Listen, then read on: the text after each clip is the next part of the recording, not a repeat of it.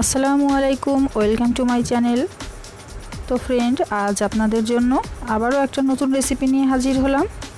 তো সেজন্য দেখতেই পাচ্ছেন আমি একটা প্যানে তেল গরম দিয়ে দিলাম।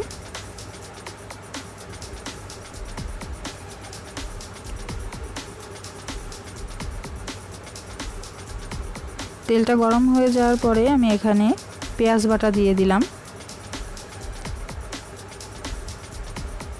প্রায় বড় সাইজের দুইটা পেঁয়াজ আমি এখানে বেটে নিয়েছি। আর রসুন বাটা দিয়ে দিলাম আমি এখানে প্রায় 1 চা চামচের মতো।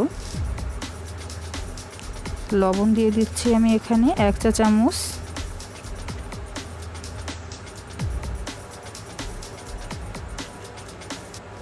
ঝালের গুঁড়া এখানে দিয়ে দিলাম 1 চা চামচ, 1 চা চামচের থেকে একটু বেশি।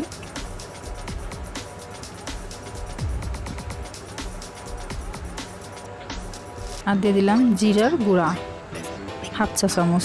তো এখানে কিন্তু আজ আপনাদের আমি অনেকেই তো সরিষা ইলিশ খেয়ে থাকবেন, কিন্তু আজকে আমি এখানে ভিন্ন একটা রেসিপি নিয়ে আসলাম, সরিষা দিয়ে ফার্সে মাছের রেসিপি।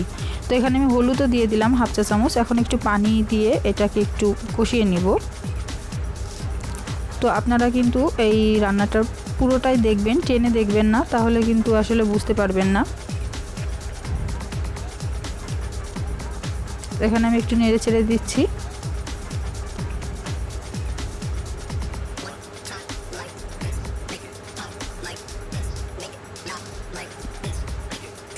খুবই সহজ রান্না, কিন্তু খেতে কিন্তু অসাধারণ টেস্ট। বাসায় অবশ্যই এই রেসিপি দেখে ফলো করে রান্না করবেন, তো সবাই পছন্দ করবে আশা করি, নিরাশ হবেন না।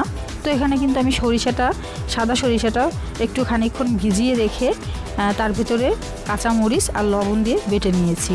তো এখানে আমি সরিষাটা দিয়ে দিলাম।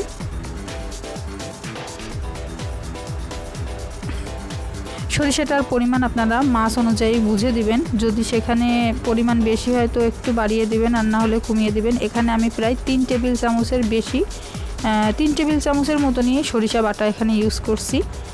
তা আমার মাছ অনুযায়ী আমি এখানে ব্যবহার করছি, আপনারা কম বেশি মাছ হিসেব করে নিয়ে নেবেন। তো এখানে আমি একটু নেড়ে চেড়ে নিয়েছি সরিষাটাকে, আর দিয়ে দিলাম কাঁচামরিচ ফালি এখানে দিয়ে দিলাম। তারপর এখন একটু নেড়ে চেড়ে দিচ্ছি।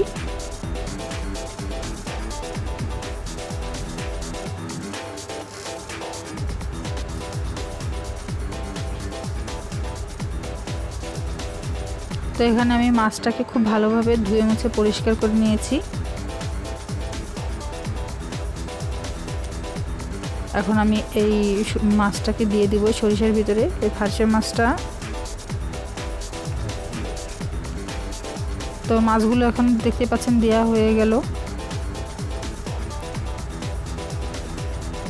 এই মাছগুলো কিন্তু স্বাদ অনেক অনেক মজার। তো আপনারা যেভাবেই রান্না করেন না কেন খুবই ভালো লাগে, আর এভাবে যদি রান্না করেন তাও টেস্ট তো আরও বেশি বেড়ে যাবে। অবশ্যই বাসায় কিন্তু ট্রাই করবেন, আর কমেন্ট বক্সে যেয়ে আমাকে জানাবেন যে কেমন হলো। তো এখানে আমি একটু এগুলোকে উল্টে দিচ্ছি, যাতে করে এর ভিতরে খুব ভালোভাবে মশলাগুলো যায়। একটু সাবধানে নেড়ে চেড়ে দিতে হবে, কারণ মাছগুলো যাতে ভেঙে না যায়।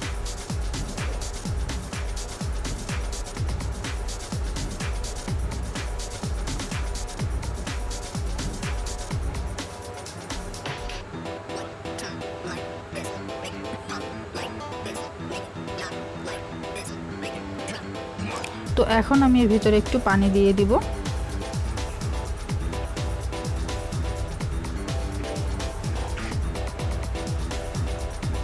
আর ঢাকনাটা দিয়ে ঢেকে দিব। তো ঢাকনাটা আমি খানিকক্ষণ পর একটু উঠিয়ে নিয়েছি।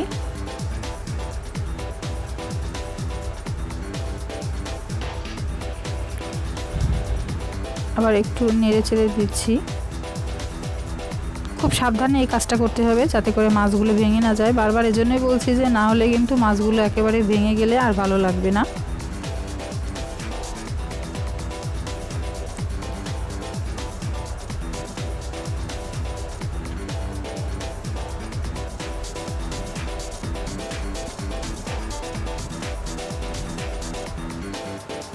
তো আমি ঢাকনাটা দিয়ে আবার একটু ঢেকে দিলাম।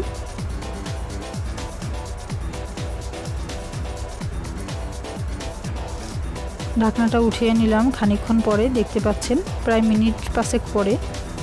তো দেখতে পাচ্ছেন যে কি সুন্দর মাছগুলো, কিন্তু কালারটাও খুব সুন্দর আসছে।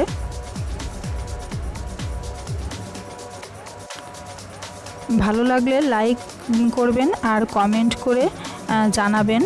নতুন কোনো রেসিপি আপনাদের আবারও দেখানোর চেষ্টা করব আমি। তো আমার চ্যানেলটিকে সাবস্ক্রাইব করে আমার চ্যানেলের পাশেই থাকবেন।